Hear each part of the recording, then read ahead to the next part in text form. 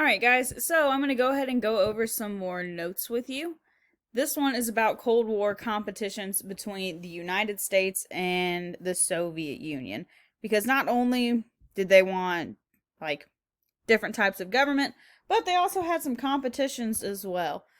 So, just to remind you of the objectives for each country, the US was to protect democracy around the world, contain communism to the Soviet Union controlled areas, which they used the policy of containment or the Truman Doctrine, and they had their international alliance with NATO. So, some of the issues facing America was the Iron Curtain, so the division in Europe between democratic countries and communist countries. You have the Berlin Crisis. They did the Berlin Airlift and ended that, and then the Berlin Wall was built. You also have some U.S. concerns. They had the Red Scare, which is also called McCarthyism. So that was fear of communism in the U.S. So they were afraid of like government officials and people in the U.S. of like supporting communism. They had a couple international concerns with China's fall to communism.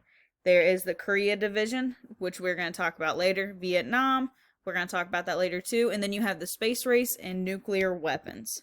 So just to bring you back to the different sides, you've got NATO in the blue, and you have the Warsaw Pact in the orange. So, the Soviet Union objectives, or the USSR, spread communism throughout the world. They wanted to create a buffer zone around the Soviet Union for protection. They wanted to force East Germany to pay for the war damages from World War II, and they had their own international alliance, the Warsaw Pact. So, some of their issues was to overcome the appeal of democracy. So they had to try to convince people that communism was better. The Berlin Crisis, they also had the airlift and the wall. Nuclear weapons was a big issue for them because they didn't have any and the US did. So they're going to try and make them. The space race, international concerns was the Korean War and the Vietnam War, and they're also going to get involved in Afghanistan. Alright, so let's start talking about some of the competitions. So, first one, whose economy is better? The United States was a capitalist market economy and the Soviet Union was a command economy. Now, we talked about these before, but just to go over them again, just in case you forgot. In the United States, the capitalist market economy. So, producers and consumers make all the decisions. So, I can decide to, make shoes, and you can decide whether or not you want to buy them or not. Prices are based on supply and demand. So, if a lot of people want something, the price is going to be high.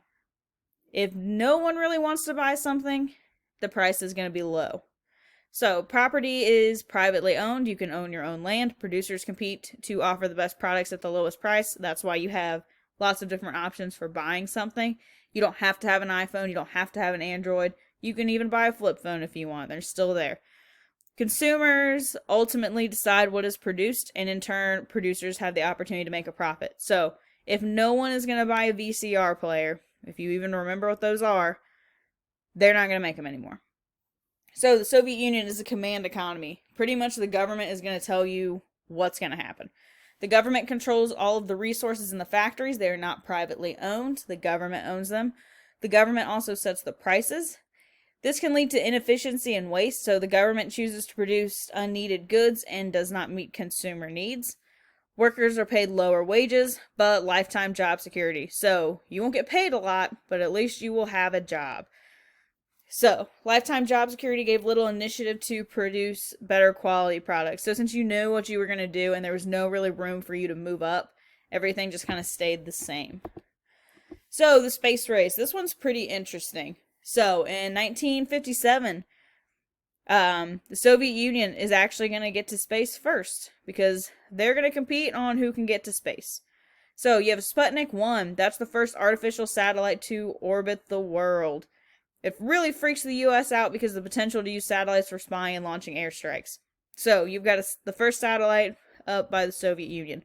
But then in April of 1961, we have Yuri Gagarin. He's the first human to travel into space and orbit the Earth. So technically, the Soviet Union does get to space first.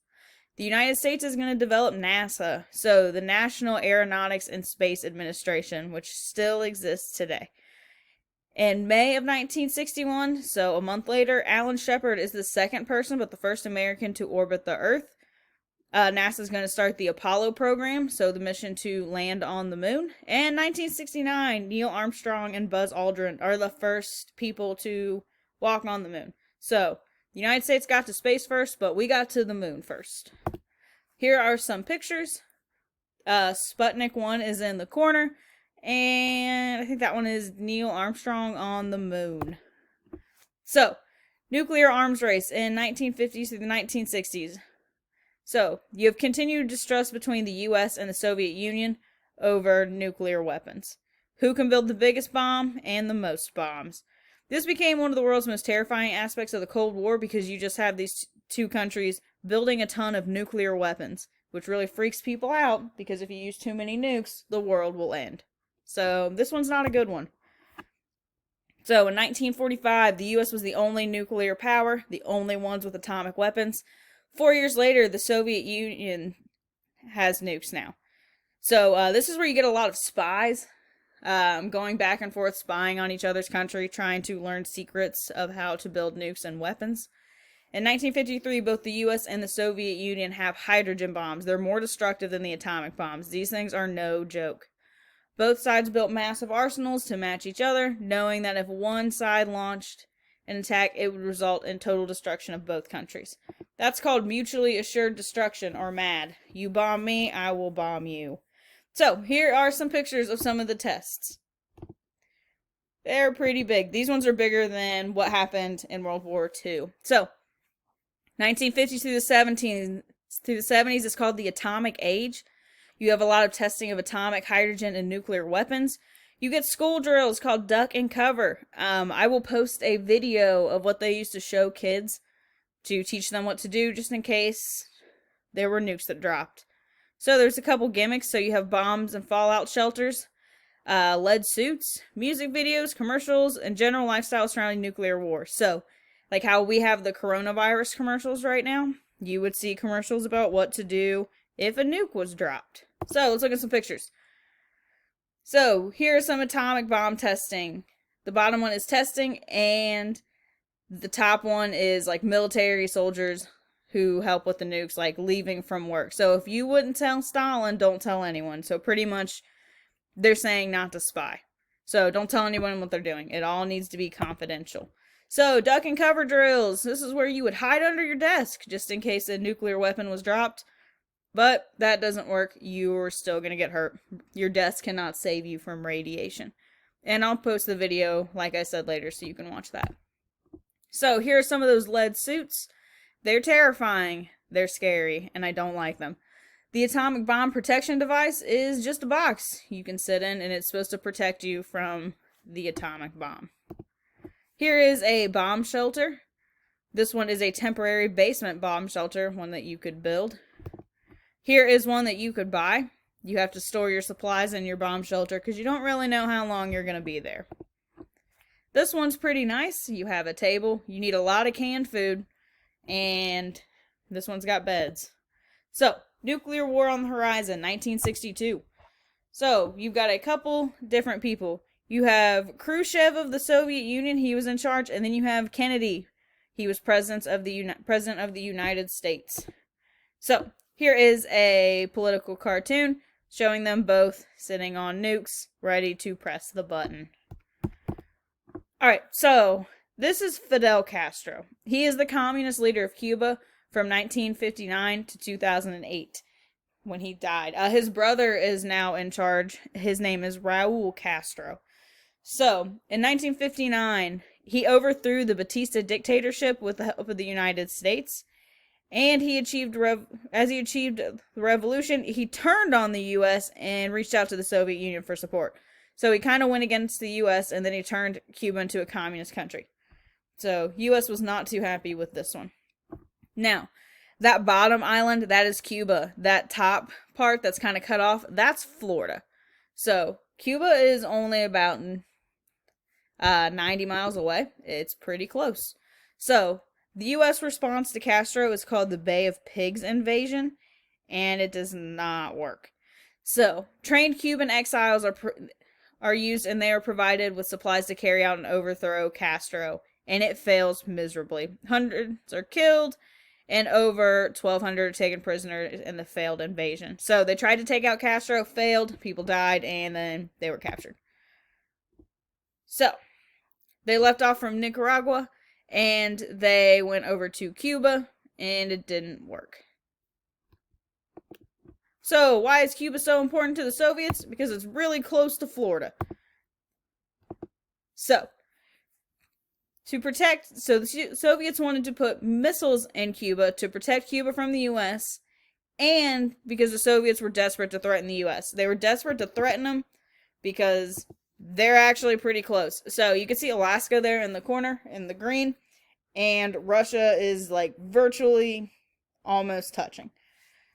So the Soviets were desperate to threaten the U.S., and it would improve their position in the world. It could get even with the U.S. for encircling the Soviet Union empire.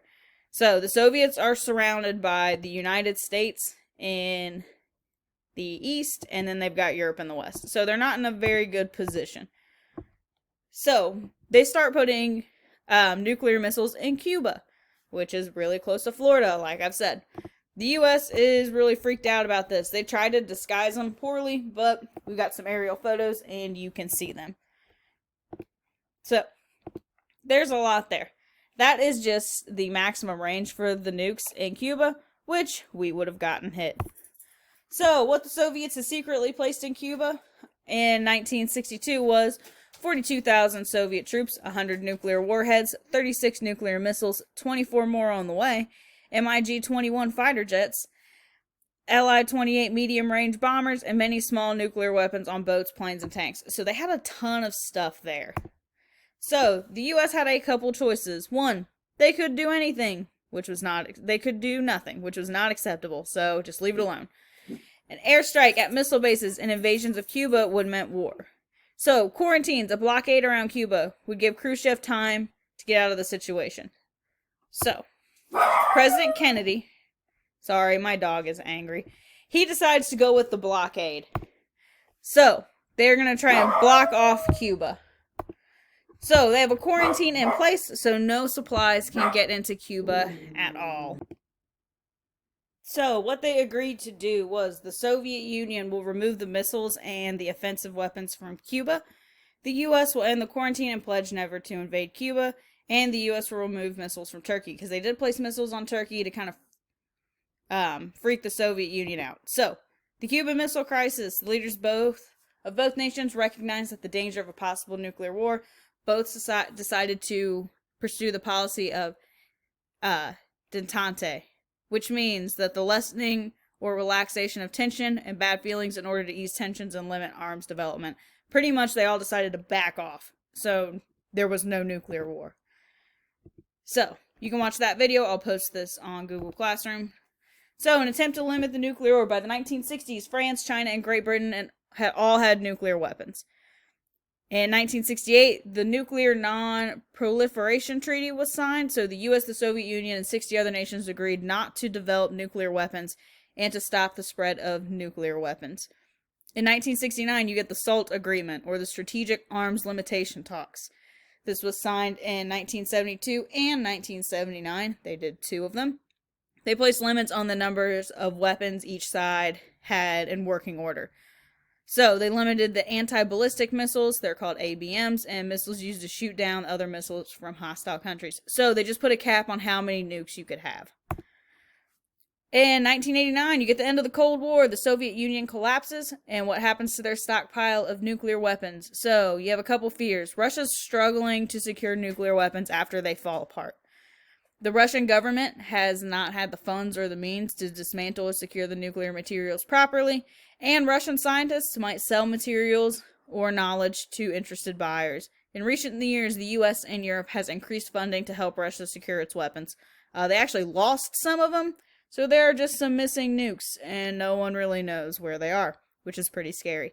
In 1991, you get START, the Strategic Arms Reduction Treaty, which this reduced the number of weapons held by each country.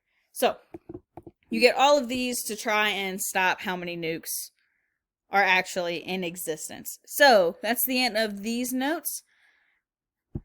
So, after you finish the notes, you can go ahead and take the notes quiz. They are going to be for practice points.